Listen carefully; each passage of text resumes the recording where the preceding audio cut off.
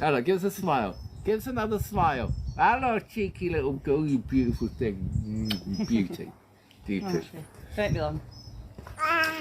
Love you. Bye. What made you first get into water the way you have now? James, brilliant question. Thank you for asking it. The whole thing's a flipping accident, mate. It's an accident. If you told me I'd be doing this, I'd never have believed it. I wouldn't have believed it. So let me just tell you the story. I got divorced in 2016. At the time, I'm working in New York. I'm involved in hair, funnily enough. Can you tell? I was involved in hair. I'm working in New York. I'm commuting. I'm a serial entrepreneur. I've had loads of different businesses. I've never been really particularly interested or driven by money. I've always felt that money kind of degrades the journey. I've always known that there's more for me, and I've always looked for more. More. Not more money, just more meaning, more purpose. What are we here for? We're all here for a reason, and I just think very few of us actually find our reason for being here. But I always knew I had that feeling of why am I here?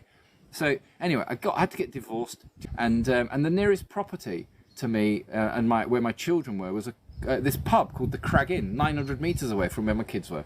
So I bought the pub.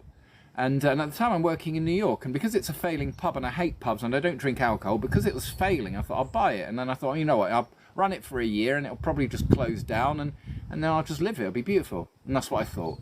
6 months after I bought it, the company that drilled our water supply, because we're off grid, came to visit me. A company called Blair Water in Port Shrigley. Richard Taylor is the owner. He came to meet me October 2017. I'd never met him before. He walked through my door, he pointed at me, and he went, "Do you know how good your water is, mate?"